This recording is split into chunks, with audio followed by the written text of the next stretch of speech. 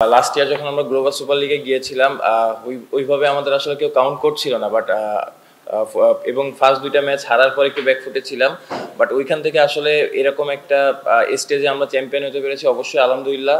At the same time আমার কাছে মনে হয় এই বছর অনেক বড় একটা চ্যালেঞ্জ থাকবে। আর টু বি অনেস্ট যদি বলি, টিম ম্যানেজমেন্ট লাস্ট 2-3 মাস ধরে অনেক বেশি হার্ডওয়ার্ক করতেছে কিভাবে টিমটাকে একটা জায়গায় নিয়ে যাওয়া যায়। কারণ আমার কাছে মনে হয় যে আমরা যখন টিম নিয়ে কথা বলি, এটা নিয়ে অনেক ডিবেট থাকে, অনেক ডিসকাশন থাকে। অ্যাট দ্য লাস্ট মোমেন্ট যখন আমরা টিমটা পেয়েছি, অবশ্যই আশা করবো এই টিমটার উপরে আমাদের 100% বিলিভ আছে এবং ইনশাল্লাহ আমরা আমাদের সেরাটা দেওয়ার চেষ্টা করবো।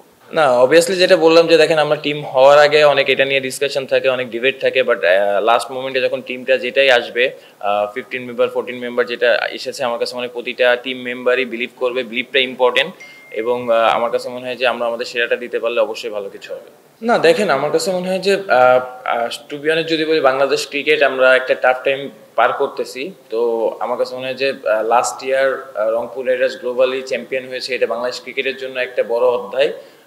তো আমার কাছে মনে হয় অবশ্যই সেই জায়গা থেকে এই চ্যালেঞ্জটা আমরা উপভোগ করার চেষ্টা করতেছি। আর এরকম টুর্নামেন্টে আমরা যখন, যেটা বললাম লাস্ট টাইম যখন আমরা গিয়েছিলাম, কেউ হয়তো আমাদের চিন্তাও করে নাই যে আমরা ফাইনাল পর্যন্ত খেলতে পারবো, বাট আলটিমেটলি আলহামদুলিল্লাহ অবশ্যই চ্যাম্পিয়ন হয়ে আসতে পেরেছি।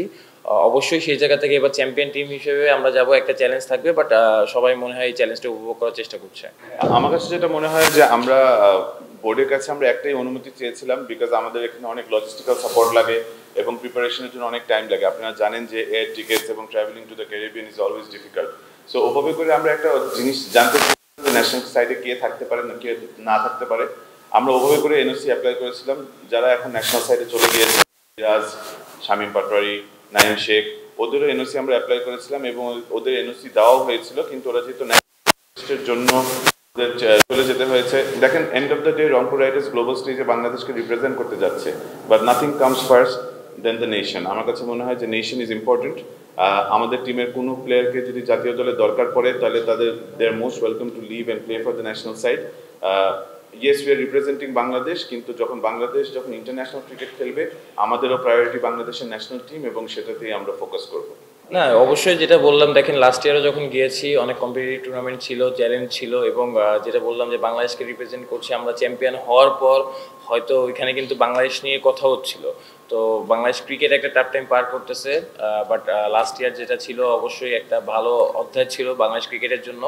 অবভিয়াসলি আমরা এবার যখন যাচ্ছি চ্যাম্পিয়ন টিম হিসেবে যাচ্ছি, ওইখানে যাওয়ার পর আসলে বুঝতে পারবো যে কি কি চ্যালেঞ্জ আমাদের সামনে থাকতেছে, বাট যে ধরনের চ্যালেঞ্জ আসবে অবশ্যই আমরা চেষ্টা করবো যাতে ওইটা হ্যান্ডেল করতে পারি। না, আমরা বেসিক্যালি বোর্ডের কাছে গিয়েছিলাম, ওনাদের কাছে জিজ্ঞেস করেছিলাম যে ন্যাশনাল সাইডে কারা কারা থাকতে পারে।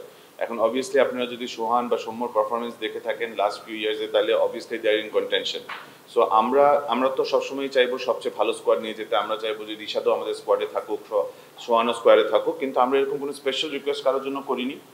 আপনারা জেনে থাকেন যে ওরা সবাই ন্যাশনাল স্কোয়াডে ক্যাম্পেই ছিল। আমার সবসময় ওদের সাথে ডিসকাশন হতো যে ওরা যদি আমাদের জন্য যায় তাহলে টিম কীরকম হতে পারে। আমাদের স্কোয়াড বিল্ডিংও যদি আপনি দেখেন, আমরা কিন্তু নাইম শেখকেও রেখেছিলাম, সৌম্যকেও রেখেছিলাম, আন্ডার দ্য আন্ডারস্ট্যান্ডিং যে হয়তো দুইজনের মধ্যে একজন ন্যাশনাল সাইডে যাবে। আবার সোহানের ব্যাপারটাও যদি জানেন, বিকজ ওর পারফরমেন্স এত ভালো ছিল, উই ওয়ার এক্সপেক্টিং যে ও ন্যাশনাল সাইডে থাকবে। সেটার জন্য কিন্তু আমরা স্কোয়াডে অঙ্কনকেও রেখেছিলাম, বিকজ উই ওয়ার এক্সপেক্টিং যে দুইজনের মধ্যে যে কোনো একজন হয়তো ন্যাশনাল সাইডে যাবে, এবং যদি থাকে তাহলে আমাদের ব্যাকআপ উইকেট কিপার হিসাবে সোহান বা অঙ্কনই যাবে। আপনারা সোহানকেও জিজ্ঞেস করতে পারেন, ও 25-26 তারিখ পর্যন্ত ন্যাশনাল ক্যাম্পে ছিল and he was preparing for the national side, because একটা ছেলে যখন ন্যাশনাল ক্যাম্পে থাকবে তখন সে ন্যাশনাল টিমের জন্যই প্রিপারেশন নিবে। Once the team was declared, and I think he is now focusing on GSL, but squad declare করার আগে I think his focus was on the national side, and that is how it should be. প্রত্যেকটা প্লেয়ারের স্বপ্ন থাকে national সাইডেই খেলার জন্য। So when the national duty comes, I am sure ওদের ওটাকে প্রায়োরিটি দেওয়া উচিত। চ্যালেঞ্জ একটা থাকবে, বাট আমার কাছে মনে হয় যে এই চ্যালেঞ্জটা আসলে আমরা কীভাবে ডিল করতেছি এটা ইম্পর্টেন্ট। আর at the same time Bangladesh cricket যত কথাই হোক না কেন, যেখানেই যাক ক্রিকেট খেলতে, অবশ্যই সবারই একটা এক্সপেকটেশন থাকে বাংলাদেশ ক্রিকেট নিয়ে। তো এই জায়গায় আসলে প্রেশার ফিল করার কিছু নেই, আমার কাছে মনে হয় প্রেশারটা উপভোগ করা ইম্পর্টেন্ট। এবং যেটা বললাম যে অবশ্যই আমাদের সেরাটা দেওয়া দরকার, যদি সেরাটা আমরা দিতে পারি ইনশাল্লাহ ভালো কিছু হবে।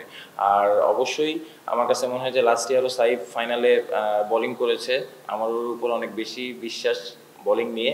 ইভেনচুয়ালি আমরা সবাই জানি যে গায়ানার উইকেটটা একটু স্পিন ফ্রেন্ডলি থাকে, তো সেক্ষেত্রে আমার কাছে মনে হয় যে আমাদের স্পিন অ্যাটাকটা ভালো আছে। না অবভিয়াসলি দেখেন আপনার সেকেন্ড কোশ্চেনটা দিয়ে শুরু করতে চাই।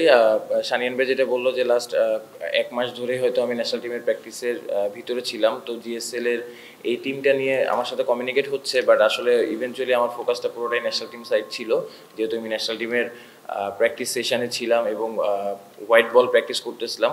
সো অবভিয়াসলি ওডিআই কেন্দ্রিক প্র্যাকটিসের ভিতরে ছিলাম। তো আমার কাছে মনে হয় না যে দেখেন লং বা একটা সময় পাচ্ছি যখন, এখন যেহেতু টিমে নেই, জিএসএল খেলতে যাচ্ছি, সো এখানে জিএসএল হচ্ছে টি20, তো যাওয়ার পরেও হয়তো প্র্যাকটিসের একটা অপরচুনিটি পাবো। অ্যাট দ্য সেম টাইম গ্যাপটাও অনেক বড়। সো প্রফেশনাল প্লেয়ার হিসেবে আমার কাছে মনে হয় যে প্র্যাকটিস যেখানেই করি, ওয়ান ডে বা টি20, এটা যত তাড়াতাড়ি মানিয়ে নিতে পারবো এটা প্লেয়ারদের জন্যই বেটার।